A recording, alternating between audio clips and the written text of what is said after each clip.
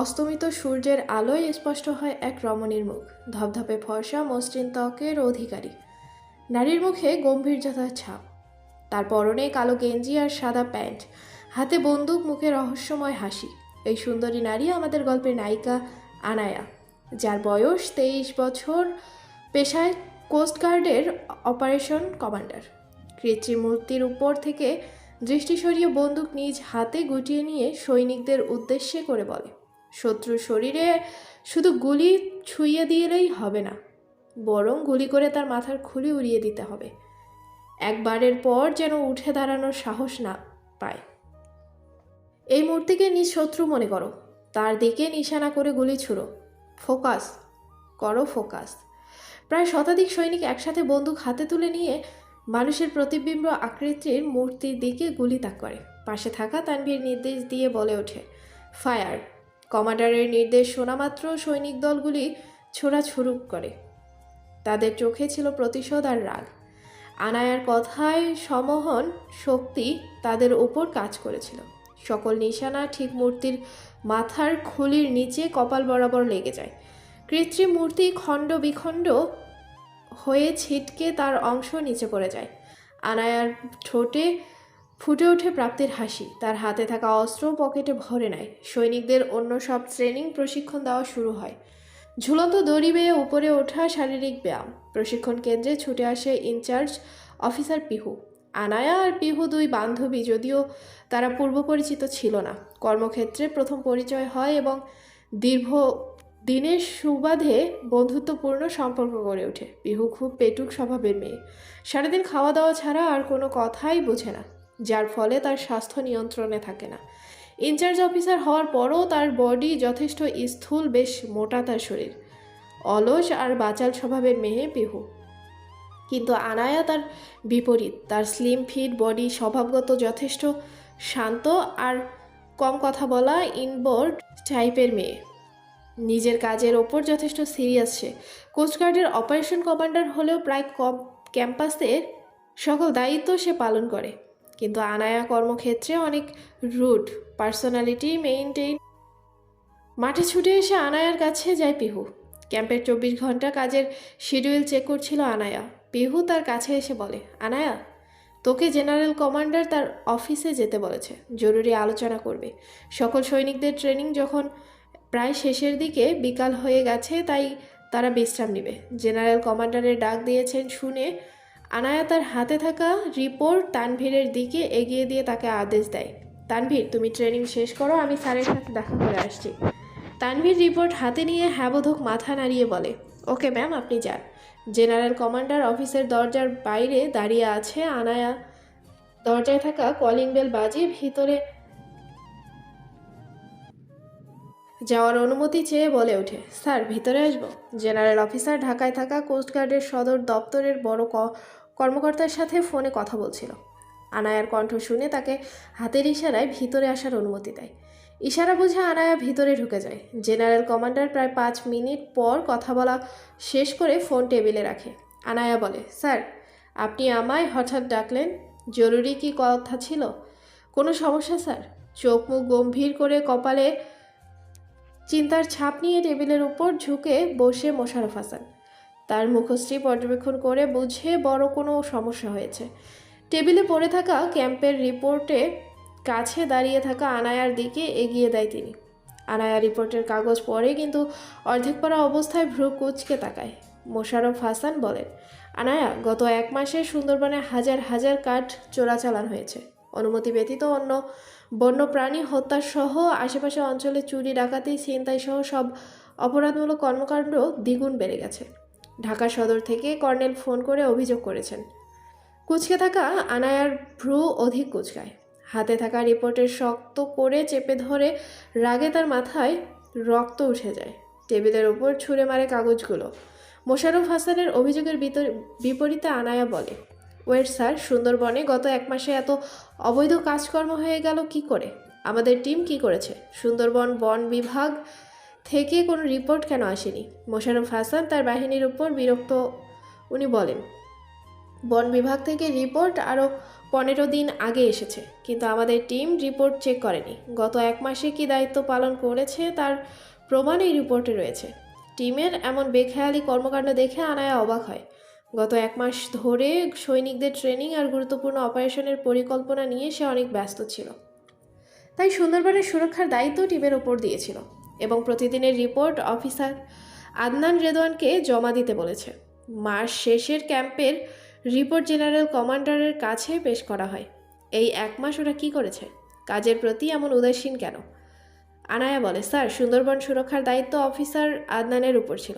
Training সহ operation চলাকালীন কাজে আমি বিজি ছিলাম। প্রতি সপ্তাহে এর রিপোর্ট আদনানের কাছে আসার কথা। আপনি কি আদনানের সাথে কথা বলেছেন? ও কি জবাব দিয়েছে? সুন্দরবন নিয়ন্ত্রণ করা তার দ্বারা সম্ভব হয়নি।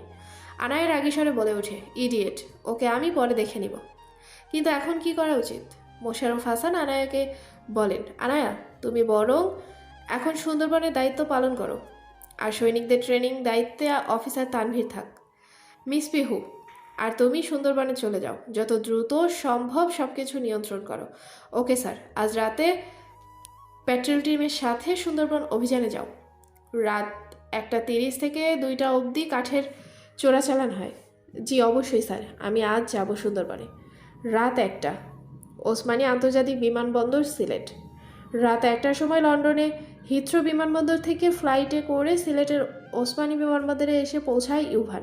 যদিও ঢাকার শাহজালাল বিমানবন্দরে দিয়ে আসা সবচেয়ে সহজ হতো, কিন্তু সেখানে সাংবাদিক উপস্থিত থাকতো। তাছাড়া শত্রু থাকার সম্ভাবনা ছিল, তাই সরাসরি ঢাকার বিমানবন্দরের টিকিট বুক করা হয়নি ইউভানের জন্য। সিলেট থেকে ঢাকায় আসবে। বিমান থেকে নেমে দাঁড়ায় ইউভান। আজ প্রায় 8 বছর পর নিজের মাতৃভূমি, তার প্রিয় বাংলাদেশে এসে পৌঁছালো। প্রাণ ভরে নিঃশ্বাস ছাড়ে ইউভান। তার দেশের মুক্তি বাতাসে তার হৃদয় জুড়িয়ে যায়। বড় বড় পা ফেলে হেঁটে এয়ারপোর্টে ভিতরে প্রবেশ করে ইউভান। তার মুখে মাস্কে পরা, পরনে নীল নেভি ব্লু রঙের শার্ট আর সাদা কালারের প্যান্ট, চোখে কালো সানগ্লাস। এয়ারপোর্টের আশেপাশে মানুষ তার পরিচয় জানে না, কারণ সাফায়াত চৌধুরী লুকিয়ে রেখেছে। ইউভান চৌধুরীর নাম ছাড়া দেশের মানুষ কখনো ইউভানকে সরাসরি দেখেনি, তার ছবি অবধি না। এয়ারপোর্টে চেকিং শেষ করে ইউভান বাহিরে এসে দাঁড়ায়। ঘড়ির কাঁটায় 1:10 বাজে। তার জন্য বরাদ্দকৃত গাড়ির জন্য অপেক্ষা করছে সে। হঠাৎ তার সামনে এক কালো রঙের গাড়ি এসে দাঁড়ায়। পেছনে আরও প্রায় 10টার মতো গাড়ি। গাড়ির দরজা খুলে বাহির হয়ে আসে একজন পুরুষ। ইউভানের দিকে হাত বাড়িয়ে দিয়ে বলে, হ্যালো ইউভান স্যার, আমি রাকিব। আপনার সিকিউরিটির জন্য নিয়োগ করা হয়েছে আমাকে। পেছনে থাকা গাড়ির মধ্যে থেকে পুলিশ বাহিনী বের হয়ে আসে। প্রায় 20টি গাড়িতে 150 জন পুলিশ রয়েছে। নিঃসন্তানের নিরাপত্তার জন্য হাই সিকিউরিটি সিস্টেম ব্যবস্থা করেছে সাফায়াত চৌধুরী। ইউভান তার ফোন বের করে সারফানের পাঠানো ছবির সাথে সবার মুখ আর আইডি কার্ড মেলায়। যখন সব নিশ্চিত হয় তখন গাড়িতে উঠে পড়ে। রাকিব গাড়ির দরজা বন্ধ করে বলে, স্যার আপনি গাড়িতে বসুন, আমি সারফান স্যারের সাথে ফোনে কথা বলে আসি। ওকে যাও। গাড়িতে বসে তার বক্সিং ম্যাচের ভিডিও দেখা শুরু করে ইউভান। রাকিব গাড়ি থেকে একটু দূরে গিয়ে দাঁড়িয়ে পরিচিত এক নাম্বারে কল করে। অপর পাশ থেকে একজন ব্যক্তি ফোন রিসিভ করে বলে, ইউভান চৌধুরী দেশে ফিরে এসেছে। এয়ারপোর্টে কি তার সাথে দেখা হয়েছে তোমার? গাড়িতে উঠে পড়েছে কি ও? রাকিব পিছনের গাড়িতে বসে থাকা ইউভানের দিকে তাকিয়ে সম্মতি দিয়ে বলে, ইয়েস স্যার। ইউভান চৌধুরী গাড়ির ভিতরে উঠে পড়েছে। গুড, তোমার উপর সন্দেহ করেনি ইউভান? সন্দেহ করার প্রশ্নই ওঠে না। কিন্তু এখন কি করব? এই ইউভানকে কোথায় নিয়ে যাব? সিলেট থেকে উল্টো পথে ওকে ঘুরিয়ে ঘুরিয়ে সুন্দরবনে নিয়ে যাও। জঙ্গলের শেষ প্রান্তে নিয়ে যাবে আমাদের ঘাঁটিতে। এরপর ওকে খুব কষ্ট দিয়ে খুন করে ফেলবে। রাকিব হেসে বলে, বস চিন্তা করবে না, ইউভান চৌধুরীকে খুন আমি অবশ্যই করব। সন্তানের মৃতদেহের রক্তাক্ত দেহ হবে সাফায়াত চৌধুরীর নির্বাচনের আগে সেরা উপহার। অপরিচিত ব্যক্তি শব্দ করে হেসে ওঠে। গত 8 বছর ধরে ইউভান চৌধুরীর দেশে ফেরার অপেক্ষা সে করছিল। এখন তার অপেক্ষা সার্থক হয়েছে। আগন্তুক ব্যক্তি বলে, ইউভান চৌধুরী, তুমি মরবে। আজ তোমার মৃত্যু অবধারিত। সুন্দরবনের জঙ্গলে নিজ সন্তানের লাশ কাল খুঁজে পাবে তার প্রধানমন্ত্রী বাবা। Game over. ঘড়ির কাঁটায় রাত তখন 3টা। ঘন জঙ্গলে ঘেরা পাহাড়ি সরু রাস্তার মাঝ দিয়ে হেডলাইট জ্বালিয়ে ছুটে যাচ্ছে প্রায় 20টি গাড়ি। প্রতিটা গাড়ির মধ্যে পুলিশ গার্ড, সিকিউরিটির জন্য লোকজন রয়েছে যাদের হাতে বন্দুক। অন্ধকারে আচ্ছন্ন চারপাশ, দূর থেকে ঝিঝি পোকার ডাক শোনা যাচ্ছে। পিনপিন নীরবতা বিরাজ করছে যারা জঙ্গল ঘুরে। ইউভানের ফ্লাইট এত দেরি করে বাংলাদেশে আসার মূল কারণ ওর বক্সিং ম্যাচ। অন্ধকার গুমট পরিবেশে গাড়ির ভিতর বেশ আরাম করে বসে ফোনে গেমস খেলছে ইউভান। তার পাশের সিটে বসে আছে রাকিব হোসেন। দীর্ঘ 3 ঘন্টা যাবৎ গেম খেলার পর যথেষ্ট বিরক্ত বোধ করে ইউভান। ফোন পকেটে রেখে গাড়ির গ্লাস খুলে বাহিরে তাকায় ইউভান। যতদূর চোখ যাচ্ছে সারি সারি গড়ান, গেওড়া গাছ আর বিশাল বড় ঘন জঙ্গল। দীর্ঘদিন লন্ডনে থাকায় বাংলাদেশের পর্যটন কেন্দ্রে বা ইতিহাস ঐতিহ্যর উপর খুব বেশি ধারণা ছিল না ইউভানের। কিন্তু এই জঙ্গলের বিষয়ে জানার বেশ আগ্রহ হলো তার। পাশে বসে থাকা রাকিব হোসেনের দিকে তাকিয়ে বেশ আগ্রহ দেখিয়ে প্রশ্ন করে ওঠে, আমরা এখন কোথায় অবস্থান করছি? এই বিশাল বড় জঙ্গলের নাম কি? ইউভানের কথার উত্তরে রকিব মিথ্যা বলে না। ও প্রত্যুত্তরে বলে, বাংলাদেশের সবচেয়ে বড় ম্যানগ্রোভ বন সুন্দরবন। আমরা এখন সুন্দরবনের জঙ্গলের রাস্তায় অবস্থান করছি। সুন্দরবন নামটা ইউভানের কাছে ইউনিক লাগে। বেশ কিছুক্ষণ বাহিরে অন্ধকার জঙ্গলের দিকে তাকিয়ে থাকে ইউভান। এই জঙ্গলের বিষয়ে বিস্তারিত জানতে চায় সে, তাই পকেট থেকে ফোন বের করে গুগলে সার্চ দেয়। রাত প্রায় 3টা বাজায়। বেশ ঘুমো ঘুমো ভাব চলে আসে রকির চোখে। মুখ দিয়ে ঘুমের হাই তুলে সিটে শরীর হেলান দিয়ে চোখ বন্ধ করে ঘুমানোর চেষ্টা করে। গুগলে সুন্দরবন লিখে সার্চ করার পর এর বিস্তারিত আলোচনা চলে আসে। কিন্তু যখন সুন্দরবন থেকে ঢাকায় যেতে কত সময় লাগে এমন প্রশ্ন সে গুগলে সার্চ করে, তখন অবাক হয়। সুন্দরবন থেকে ঢাকায় যাওয়ার সরাসরি কোনো রাস্তা নাই। তবে তারা গাড়ি করে জঙ্গল দিয়ে কোথায় যাচ্ছে? পুনরায় গুগলে সিলেট থেকে ঢাকায় যাওয়ার রাস্তার ম্যাপ সার্চ করে, কিন্তু অদ্ভুত ম্যাপে কোথাও সুন্দরবন নাম উল্লেখ ছিল না। তবে কি গাড়ি ভুল রোড দিয়ে যাচ্ছে না শর্টকাটে? ইউভানের বেশ সন্দেহ হয়। সে পাশে থাকা রকিব হোসেন আর সামনে ড্রাইভারের দিকে তাকায়। দ্রুত ইউভান গুগল, চ্যাটজিপিটি সহ সকল অ্যাপে সুন্দরবন যাওয়ার রাস্তার কথা সার্চ করা শুরু করে, কিন্তু সব ওয়েবসাইট ফলাফলে একই কথা বলে। সুন্দরবন খুলনা জেলায় অবস্থিত। বাংলাদেশের দক্ষিণ পূর্ব অংশে খুলনা অবস্থিত আর মধ্য অংশে ঢাকা। সম্পূর্ণ বিপরীত ভূখণ্ডে 2টি জেলা অবস্থিত। তবে কি করে সুন্দরবন থেকে ঢাকায় যাওয়া যাবে? ভয়ে হাত পা কাঁপা শুরু করে দেয় ইউভানের। কপালে মৃদু মৃদু ঘাম জমা হয়। গুগলের প্রদানকৃত তথ্যের উপর বিশ্বাস হচ্ছে তার। হাতে থাকা ফোন দিয়ে দ্রুত সাফায়া চৌধুরী নাম্বারে কল করে ইউভান, কিন্তু ফোন রিং করে কেটে যায়। সাফায়া চৌধুরী আর জাহানারা বেগম এখন ঘুমিয়ে পড়েছেন। তারা এখন বিভোর ঘুমে আচ্ছন্ন। পাশে টেবিলে থাকা ফোনের রিংটোন শুনে সজাগ হয়নি। প্রায় 50 থেকে 60 বার বাবা মা, এলিনা সহ সবার ফোনে কল দেয় ইউভান, কিন্তু পরিবারের কোনো সদস্য ফোন রিসিভ করেনি। উপায়ন্ত না পেয়ে ইউভান হাল ছেড়ে দেয়। হাতে থাকা ফোন উপর ফেলে দিয়ে মাথায় হাত দিয়ে গাড়িতে বসে পড়ে। দেশে ফিরে আসার পর তার সর্বোচ্চ সুরক্ষা নিশ্চিত করার কথা ছিল সাফায়াত চৌধুরীর। ইউভানের সিকিউরিটির জন্য তিনি রকিব হোসেন সহ আরও শতখানিক পুলিশ অফিসার নিয়োগ করেছিলেন। সিকিউরিটি টিম মেম্বারদের ছবি সহ অন্যান্য সকল ইনফরমেশন পাঠান হয়েছিল ইউভানকে। এয়ারপোর্টে গাড়িতে ওঠার আগে ছবির সাথে চেহারা মিলিয়ে দেখেছে ইউভান। সবই ঠিক ছিল, কিন্তু তার মন বলেছে কোনো গণ্ডগোল হয়েছে। সুন্দরবন দিয়ে ঢাকায় যাওয়ার যায় না। ইউভান কোনো ট্র্যাপে পড়েছে। কপাল বেয়ে মৃদু ঘাম ঝরে যায় ইউভানের। হাত পা ক্রমশ কাঁপছে। পেছনে শতখানিক সিকিউরিটি গার্ড রয়েছে। তাদের থেকে পালিয়ে বাঁচা অসম্ভব। তাছাড়া সাফায়া চৌধুরী এখন ফোন ধরছে না। এখন সে কী করবে? ঘন জঙ্গলের মধ্যে কাউকে ডাক দিলেও শোনা যাবে না। ইউভানের চিন্তিত মুখ নজর এড়ায় না ড্রাইভিং সিটে বসে থাকা ড্রাইভারের। লুকিং গ্লাস দ্বারা তীক্ষ্ণ চোখে পর্যবেক্ষণ করছে ইউভানকে সে। এখন ভয় পেয়ে বা বিচলিত হয়ে কোনো ভুল সিদ্ধান্ত নেওয়া যাবে না। শান্ত থাকতে হবে। দীর্ঘ নিঃশ্বাস ছেড়ে নিজেকে শান্ত করে ইউভান।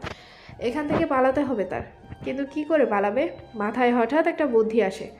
পাশে চোখ বন্ধ করে রাখা রাকিবের ডাক দেয় ইউভান। মাথায় হঠাৎ একটা বুদ্ধি আসে। পাশে চোখ বন্ধ করে রাখা রাকিবের ডাক দেয় ইউভান। রাকিব, তুমি কি ঘুমিয়ে পড়েছ? রাকিব। ঘুমের মাঝে ইউভানের ডাক শুনে চোখ খুলে তাকায় রাকিব। চোখে হাত দিয়ে ঘুম ছড়িয়ে প্রশ্ন করে ওঠে, ইউভান স্যার, আপনি হঠাৎ ডাকছেন? কোনো প্রবলেম?